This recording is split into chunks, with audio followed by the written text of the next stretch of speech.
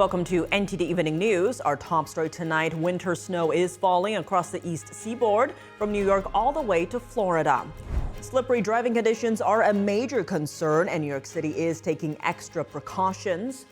The Trump administration might send 1,500 active duty soldiers to Minnesota. Arian Pasdar has what the president says about the ongoing violence on immigration enforcement agents.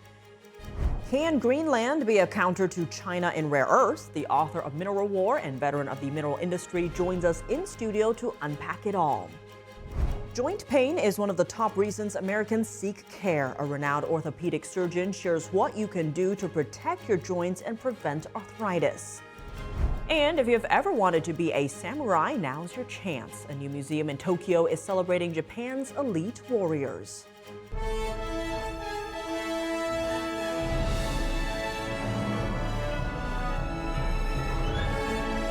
This is NTD Evening News, live from our global headquarters in New York City. Good evening, and thank you for joining us tonight. I'm Tiffany Meyer. A winter storm has dumped snow on the ground all along the eastern seaboard. It's set to continue and strengthen tonight. Both the northeast and southeast are set to get more snow, with heavier snowfall in the northeast. But even in the southeast, where no more than an inch of snow is expected, ice and slippery conditions could create problems. The region is less prepared for freezing weather. AccuWeather predicts a maximum of 10 inches, but even where snowfall is limited, black ice and slippery roads are a concern. In New York City, authorities are responding with a travel advisory and an emergency winter weather plan. Salt trucks and snowplows have been working overnight. Authorities urge drivers to slow down. It's the first snowstorm of the year for the city. The Trump administration is reportedly directing 1,500 active duty soldiers to stand ready and possibly be deployed to Minnesota. Clashes with law enforcement and anti-ICE violence are on the rise. NTD's Arian Pasdar has more. This guy needs medical help. Protests in Minnesota escalating this weekend. Anti-ICE protesters clashed with right-leaning counter-protesters as anti-ICE rhetoric is on the rise. The Trump administration is now reportedly directing 1,500 troops to stand ready and possibly be deployed to Minnesota. That's according to multiple outlets, citing unnamed administration officials on Sunday. White House Deputy Chief of Staff for Policy, Stephen Miller, commented on the situation in Minnesota while on Fox News. These are acts of insurrection against the laws of the United States and against the sovereignty of the United States. Foreign illegal aliens who broke into this country, who then raped children, who committed human trafficking, sex trafficking, drug trafficking, protected, shielded, sheltered, coddled, defended at every level by the leadership in Minnesota. Trump on Sunday questioning why Minnesota officials are against ICE enforcement, asking do they really want murderers and drug dealers to be ensconced in their community. Miller says another separate issue is that if ICE agents get attacked, local law enforcement can't support the ICE officers. It's not clear yet if the 1,500 troops will actually be deployed. Reports say for now they only received orders to prepare to possibly be sent to Minnesota. When ICE goes out to make these arrests, they unleash violent mobs to attack, assault, and impede ICE officers. And they refuse to allow the city police to protect those ICE officers in the context of their duties, willfully aiding and abetting this violence. The soldiers subject to deployment specialize in cold weather operations and are currently stationed in Alaska. Arian Pasdar, NTD News. From tensions in Minnesota, Greenland, and Iran to new healthcare plans, a major Supreme Court case, and the newly formed Board of Peace. NTD's Daniel Monahan has your White House Weekend Review. There was another ICE-involved shooting in Minneapolis. The White House says the agent chased an illegal Venezuelan immigrant by car and then on foot when the incident occurred. 3 more of his comrades came rushing out of a house and started ambushing and attacking the ICE agent. They used a shovel or a broom to smash his face in. And so, yes, that agent had to use self-defense and take up his weapon to protect his own life. DHS Secretary Kristi Noem sent hundreds of more agents to Minnesota this week, while Governor Tim Walz continued to criticize the deployment of federal agents. If you see these ICE agents in your neighborhood, take out that phone and hit record. help us create a database of the atrocities against Minnesotans. FBI and ICE vehicles were broken into and destroyed in Minneapolis. President Trump threatened to invoke the Insurrection Act over the lawlessness. Treasury Secretary Scott Bessent says investigators have uncovered schemes far larger than expected in Minnesota, speaking on Blaze TV. How the hell did this happen? How did it happen? Like, President Trump is outraged, I'm outraged, the American people should be outraged. Meanwhile, independent journalist Nick Shirley released another video from Minnesota showing alleged fraud in transport companies. The Supreme Court heard two major cases about men playing in women's sports. Attorneys representing trans-identifying athletes refused to define what sex means in reference to Title IX. I think, frankly, it was quite alarming to not only hear a couple of justices gravel over that basic, fundamental biological fact that men and women are different but inherently equal, but we are certainly different. President Trump signed a bill this week that allows schools to serve whole milk again, alongside fat-free and low-fat versions. Health Secretary Robert F. Kennedy Jr. released this video captioned, "When you take that first sip of whole milk." The crisis in Iran continued with thousands of deaths reported. Treasury Secretary Scott Bessent had a message for the regime. U.S. Treasury knows that like rats on a sinking ship, you're frantically wiring funds stolen from Iranian families to banks and financial institutions around the world. President Trump announced his administration's new health care plan. We're calling it the Great Health Care Plan. Instead of putting the needs of big corporations and special interests first, our plan finally puts you first and puts more money in your pocket. Greenland was in the headlines as President Trump has continued to emphasize its need for U.S. security. I'd love to make a deal with them. It's easier. But one way or the other, we're going to have Greenland. The Stanley Cup champion Florida Panthers presented President Trump with rings, a stick, and a 47 jersey at the White House.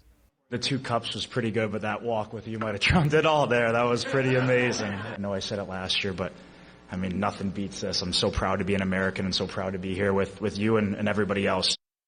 Venezuela opposition leader Maria Corina Machado gave President Trump her Nobel Peace Prize medal at a White House meeting on Thursday. Trump called Machado a wonderful woman who has been through so much. And to wrap up, President Trump announced the Board of Peace to oversee Gaza has been formed. The board will be chaired by Trump and oversee a Palestinian technocratic committee tasked with governing the Gaza Strip. Daniel Monahan, NTD News.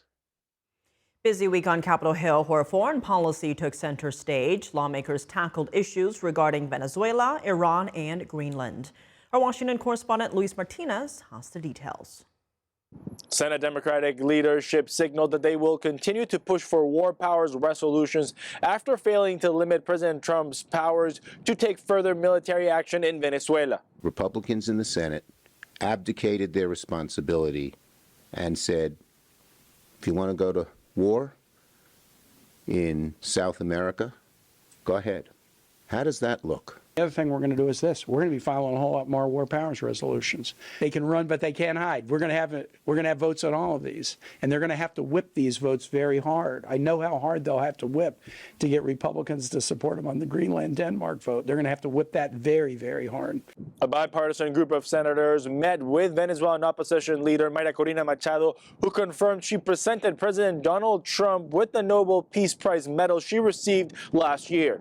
I presented the President of the United States the medal of the Nobel Peace Prize. The people of Bolivar are giving back to the heir of Washington a medal, in this case the medal of the Nobel Peace Prize, as a recognition for his unique commitment with our freedom. Republican lawmakers have shown their support to the Trump administration in case the White House decides to take military action or other actions against the Iranian regime after more than 12,000 civilians have been reportedly killed in recent protests. Trump administration potentially taking action on Iran amid the protests and thousands of people being killed by the regime there. Well, I think he's a man of his word, and he said he's going to. I think we're positioning troops and assets, so I expect it sooner rather than later. The brutality that's we're hearing underground coming out of Iran is truly horrific. Well, I mean, look, we stand in solidarity with the people of Iran who clearly want change after, 50 years of absolute disaster, almost 50 years. And they want freedom. They want to have, the rights recognized. And I think, I'm hopeful that the regime's days are numbered. Look, I think that we should work with our international partners and exert our leverage and pressure them to stop the violence. I'm glad to see that SpaceX is considering offering Starlink to people in Iran so they have internet access, but we should not be going to war. Congressman, do you think House Democrats will push for a war powers resolution on the Iran issue and to prevent President Trump from taking any action against the Iranian regime? We need to have a war powers resolution that covers all of these situations. It is time for the United States Congress to retake its constitutional power and reestablish the balance, right? And don't get me wrong, this is not just about Donald Trump alone. This is a problem that has been 20 years in the making.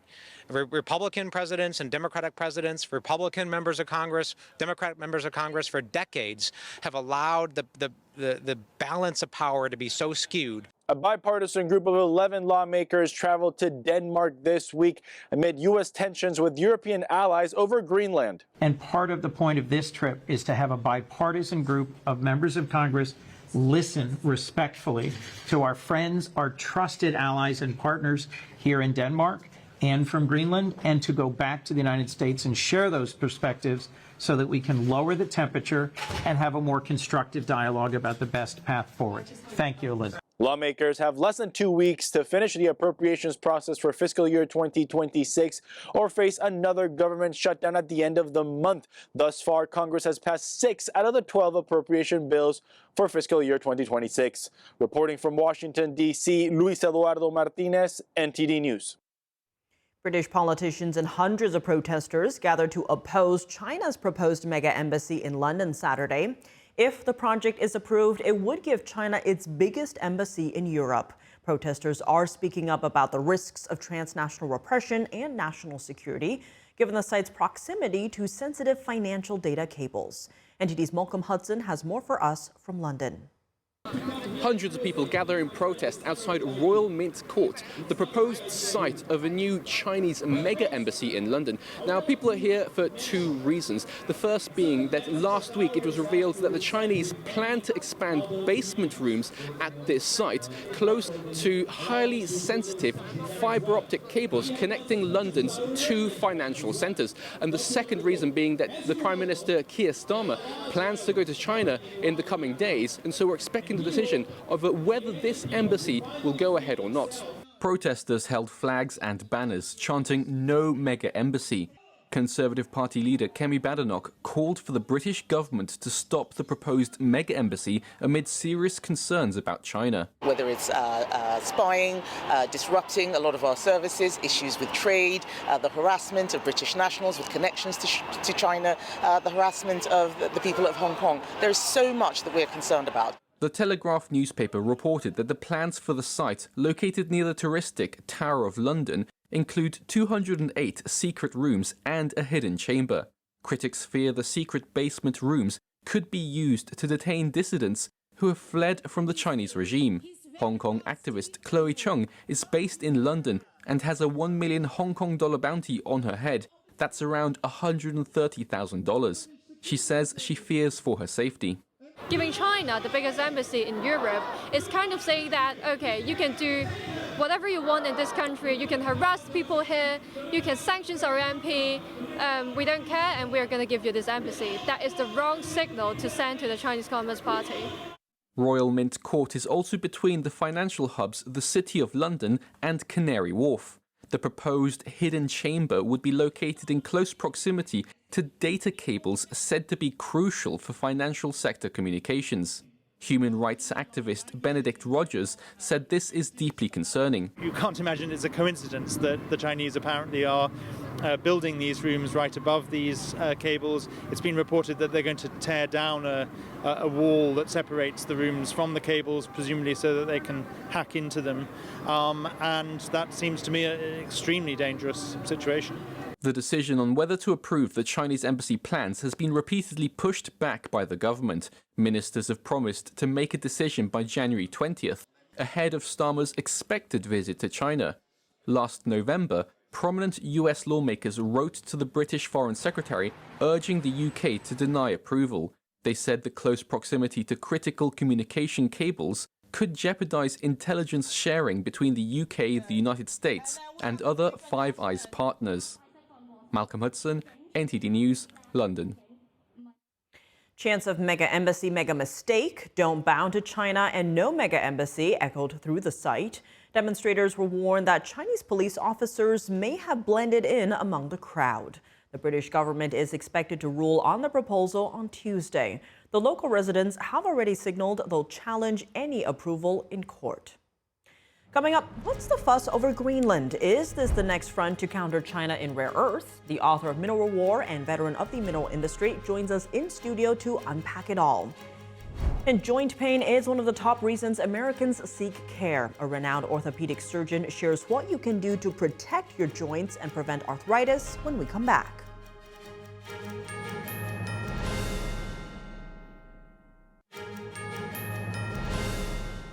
Welcome back. I'm Tiffany Meyer. All eyes are on Greenland as its strategic location and resources are now front and center. President Trump noting its importance for global security and trade. Joining us to delve into the minerals aspect and the global implications is Thomas Nadrowski, portfolio manager at Amvest Territon Critical Minerals Fund and author of Mineral War, China's Quest for Weapons of Mineral Destruction. Thomas, thank you so much for joining us. Great to have you. Thank you for having me, Tiffany. Now, Greenland is dominating headlines right now. There's, of course, the strategic location importance aspect, but also the resources are kind of coming up into the headlines, namely rare earth minerals. Talk to us about that. How important is it as a resource-based location?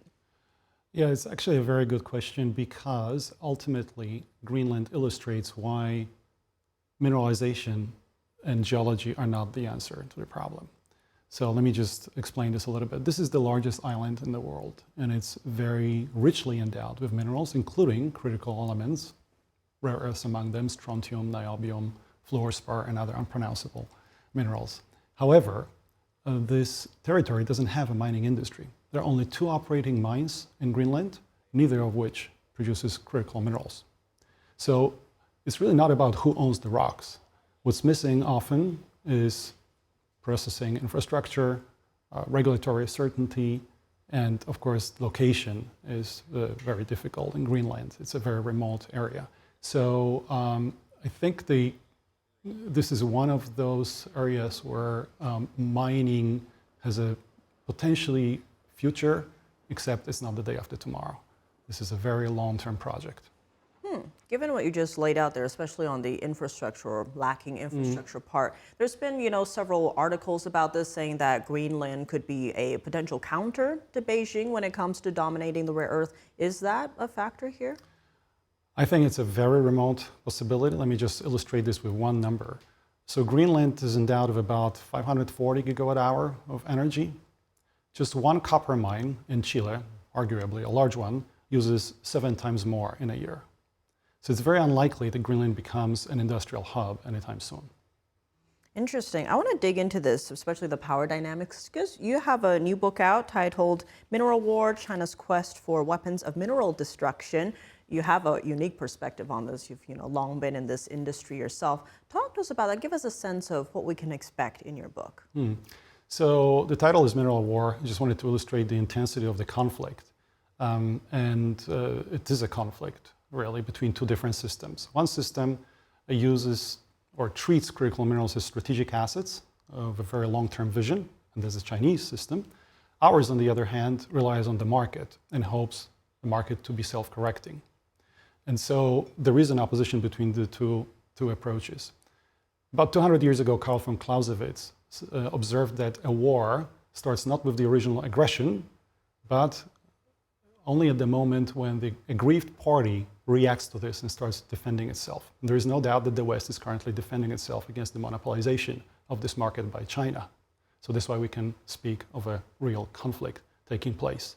And we are in our fund, Amvest Territon, and we're trying to exploit this investment opportunity because, of course, we are in front of a multi-year opportunity to redevelop those value chains in America and other partners and allies around the world. There's a lot to dig into here, but I think first to set the stage, right? Why are rare earths so critical? They talk about this is the backbone of, say, modern technology, but also defense, and somehow China has cornered the market. So talk to us about how we got to this point. How did China dominate this sector that is so vital to modern life? Mm-hmm. Definitely, the approach started not from the mining side, but initially from the center of the value chain, which is so important because this is where the main choke point usually is. And if you want to control the value chain, it's not upstream, it's in the middle of that. And that's what China has initiated since the 1990s, trying to control the refining area, which is called separation. Because rare earths have 17 different elements. And if you extract them from the ground, you have to refine them and then separate them. And currently, in terms of some of those elements, heavy rare earths, China has a near monopoly. Why are they important? They're essentially important for permanent magnets. It's not a new technology. It's been around for about 40 years, so we are probably, close to some kind of potential breakthrough. But the commercialization of these magnets is very important for any type of actuators or motors, and everything electronic will depend on them. So that's the main area. However, rare earths are also used for optoelectronics, so different types of semiconductors, as well as other processing and semiconductor production. So it's a very, very important part of modern technology. I want to dig into the national security implications. We've seen, especially I think this administration is aware of that threat or that aspect and has been trying to do different things to maybe claw back some of that market or access from China, because the minerals themselves aren't that rare, but the processing is where China has that chokehold. In terms of the geopolitical implications, how does that chokehold give communist China power around the world? Well, when you're near a monopoly and you're trying to weaponize access, then of course, however damaging it can be to your local industry, you have an amazing leverage against countries with which there is a trade friction because of course, the export reliance of the Chinese economy, or whether there are other issues related to national security, as we see right now between China and Japan. And unfortunately, it is a long journey to redevelop these processes. Japan is probably a little closer than other countries in the functional West than the United States and Europe, but it's a work in progress. And China used this sector as a leverage for a long period of time and understood the importance of that. I think we in the West, and especially the capital market, failed to see that opportunity that the scarcity represents for investors. And I think it's time to unwind that. Talk to us about the infrastructure needed here, because you do see President Trump floating the idea of, say, maybe having some refining areas on Pentagon property or lands, right? How long would it take to set up something like this? Because it does seem China has lax regulatory environmental regulations, part of why maybe they cornered the market. What would it take to develop something to counter that in the West? So let's face it, part of the vulnerability that we're experiencing right now is our own fault in the West.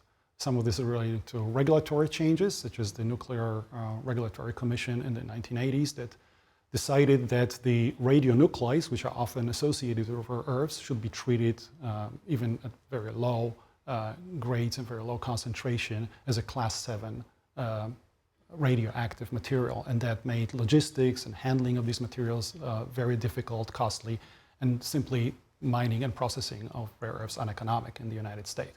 So we have to look at that. We have to look at the regulatory framework.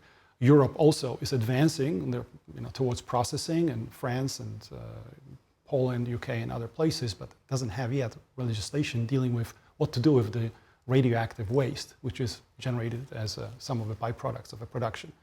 As you mentioned, China simply doesn't have that concern, although the country has also tightened regulations regarding the domestic mining. So they're also moving in this direction. And it's possible that some of the recent moves by China are, as much as we read them as sort of a national security leverage against Japan or others, are also to protect the reserves and reduce the depletion of the reserves domestically to preserve that industry for a little longer. On Japan, it does seem they've learned their lesson, because China played this back in 2010. So they've shored up part of their supply, if you will, but they are still quite dependent on China. Looking ahead, though, there is a bipartisan group of lawmakers that are trying to create a new agency, wanting to put $2.5 billion into that. We'll see where that goes. It's not passed yet. But also next month, the U.S. will be meeting with dozens of foreign ministers from allied countries to counter Beijing's dominance in critical minerals. According to Bloomberg, the hope is that these countries will sign bilateral deals to diversify supply chains away from China. What do you make of those moves? How successful might they be? They're important, but they're insufficient. I don't think governments themselves can solve this problem. Something has to be done to incentivize capital, the capital market, to go back into this space. I'll give you an example. Our S&P 500 index has only 4 mining companies. They represent less than 1% of the value of the index. And we're not even talking about critical minerals because only one of them produces critical minerals, and it's not rare earths. So we have a real problem here of the capital market that has failed us because of certain assumptions that we in the West made about markets and supply chain risk in general. And that has to be unwound. But I don't think the issue can be solved by governments or government or taxpayers' money only, because we have 40 trillion worth of capital market. It's really a question of understanding what the structure of the industry is and how we can incentivize investment back into this space from the private sources. And the government's role is to regulate this and help that, but not probably replace the capital market. Well, that would be, the most important conclusion from those efforts. Bilateral meetings and bilateral agreements are very important because different countries have different strengths. Australia and Canada have mining, Japan has, and Korea some processing, so of course that makes a lot of sense. Well, there's so much more we could talk about, but where can people find your book, Mineral War? Mineral War is available on Amazon, currently on Kindle, as of next Friday on paperback as well. Well, Thomas Nordrowski, thank you so much for joining us. Thank you, Tiffany. And coming up, joint pain is one of the top reasons Americans seek care. A renowned orthopedic surgeon shares what you can do to protect your joints and prevent arthritis. And astronauts will soon take flight for a slingshot around the moon for the first time in half a century. NASA's giant New Moon rocket headed to the launch pad Saturday in preparation for takeoff. Details on the quick lunar trip and more in just a minute.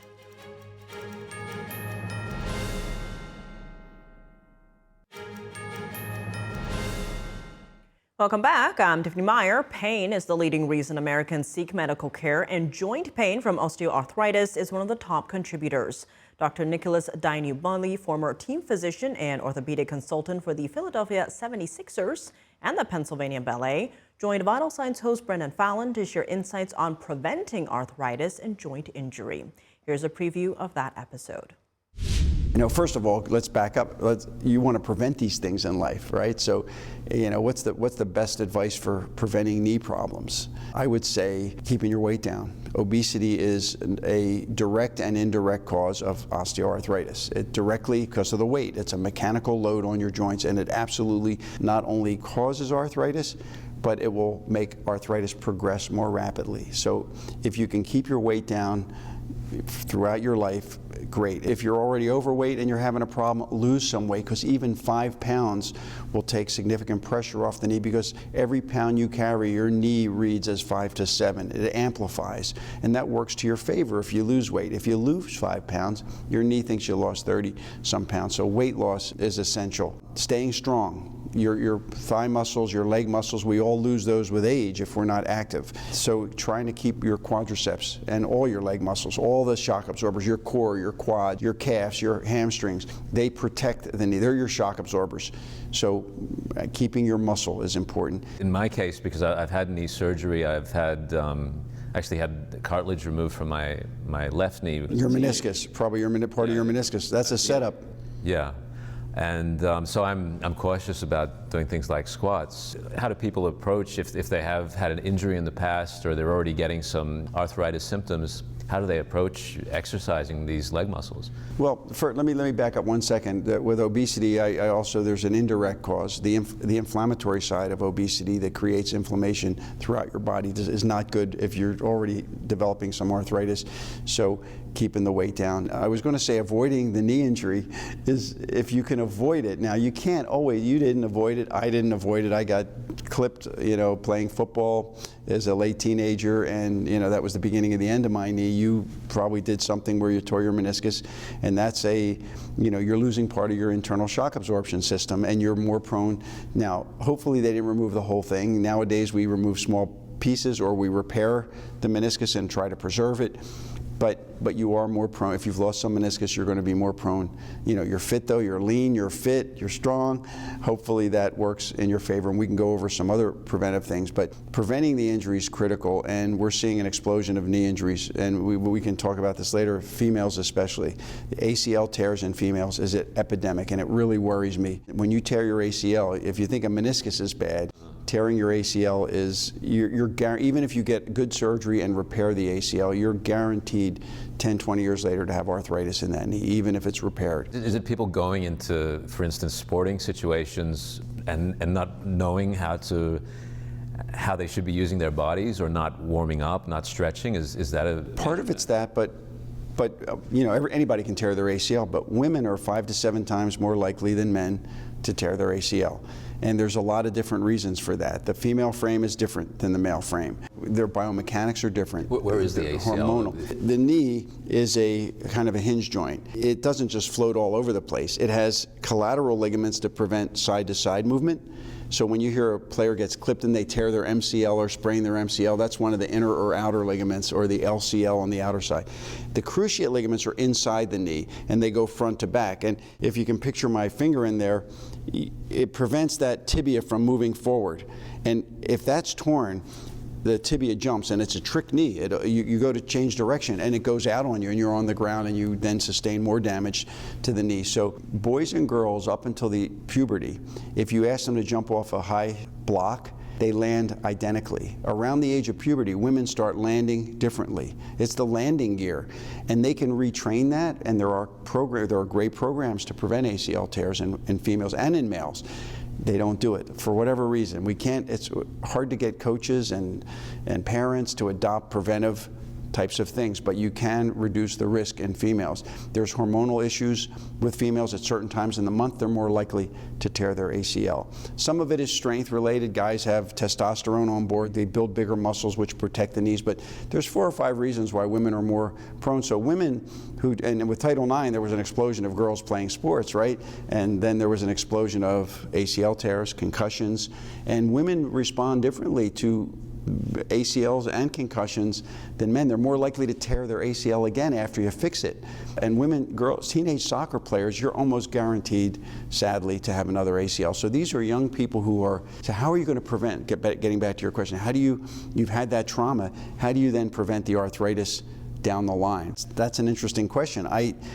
For me, it's again about keeping your weight down, keeping your legs strong. Maybe if you're starting to get some arthritis, avoiding the high impact loading and changing the kinds of things you do in life. Accepting the fact that this is not a high mileage kind of thing. I have to treat this differently, and I can stay fit, I can stay active, but maybe I can't do all the things I've always wanted to do. To see that full interview and others on how to optimize health, go to ept.ms/vital signs. Vital Signs offers general health information not intended as medical diagnosis or advice. Please consult your doctor before undertaking a new health regimen. The Louvre Museum on Wednesday started raising admission for most non-European visitors by 45%, from around $26 to now $37. Most visitors from countries that are not part of the European Union are facing the change, including travelers from the United States. Here's what some visitors have to say about the price hike. In general, for tourists, I think things should be a little bit cheaper than local people, because we have to travel to come all the way here. So it'd be equal the price or a little bit cheaper. But, we're still going to go, and we're still going to check it all out, and hopefully it'll be all worth it in the end. Culture should be open to everyone. Yes, at the same price, there's no reason not to. When we go abroad, we don't pay more just because we're foreigners. Of course, France has plenty of finances. There are some exemptions to the price hike. Members of guided groups of up to 20 people will pay slightly less than full price, about $33. Some categories also can get in for free, including visitors under 18 years old. The change comes as the museum tries to shore up finances after repeated strikes, chronic overcrowding, and a brazen French crown jewels heist last year. French worker unions have denounced the ticketing change, saying it undermines the universal mission of the world's most visited museum. Schools in Finland are teaching young students how to spot fake news. As Russia's war in Ukraine drags on, the Nordic nation is working to teach children how to distinguish what's true from what's not. NTD's Andrew Thomas has more on how advancements such as artificial intelligence are complicating those efforts. North of the Finnish capital of Helsinki, children are learning about fake news. Teacher and Vice Principal Vil von Hanen says his students have been studying the topic since the first grade. In a recent class, students were instructed to come up with a list of indicators to look out for when consuming online news. We've been talking about what the news are, what they include, and then from there on we've just evolved, like going deeper and deeper into things. So now we've been studying about how to recognize if a picture or a video is made by AI. Finnish children begin learning about the internet in preschool. Helsinki teaching specialist Kia Hakala says learning how to interpret online information is a fundamental part of education. We think that having good media literacy skills, it's a very big civic skill. It's very important to the nation's safety and to the safety of our democracy. So that's really the whole goal of all of this. Media literacy has been part of the Finnish curriculum for around 30 years. Still, Education Minister Anders Alderkreutz says educators couldn't have predicted fake news as it exists today. I don't think we envisioned that the world would look like this, that we would be bombarded with disinformation, that our institutions are challenged, our democracy really challenged through disinformation. Alderkreutz says media literacy is no longer simply academic. Russia's 2014 invasion of Crimea set off a wave of disinformation, pushing Finland to ramp up its education efforts.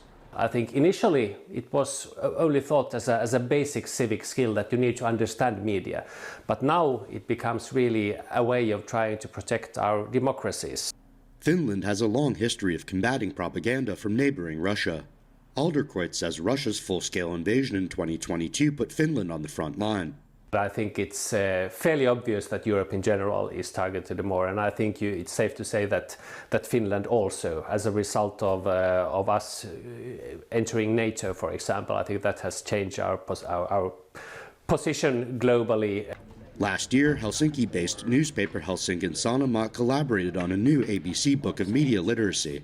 Every 15-year-old in the country received a copy as they began high school. And we know from studies that young people tend to get more of their news on social media in Finland as well. So it's really important for us to be seen as a place where you can get information that's been verified, that you can trust. Russia's war effort in Ukraine has put disinformation front and center in Europe. Martha Turnbull at the Helsinki-based European Centre of Excellence for Countering Hybrid Threats says NATO is a primary target. Certainly around the topic of focusing on anti-NATO agendas is certainly increased since the invasion of Ukraine. But I think generally what we've seen is the information space has become much more polluted over the past few years, and that's a trend that will continue.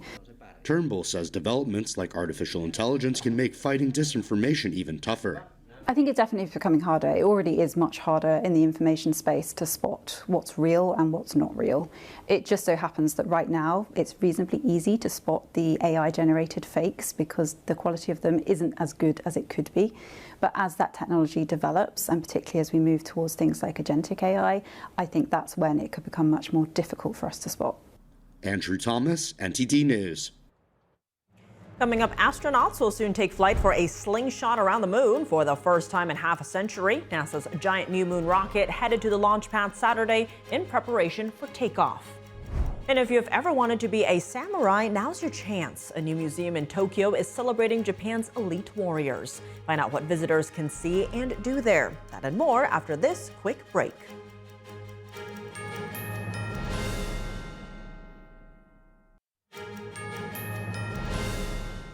Welcome back. I'm Tiffany Meyer. NASA's giant new moon rocket headed to the launch pad Saturday in preparation for astronauts' first lunar flight around in more than half a century. The out and back trip could blast off as early as February. Here's a closer look. The 322-foot rocket began its slow 4-mile creep from Kennedy Space Center's Vehicle Assembly Building at daybreak rumbling along at just 1 mile per hour.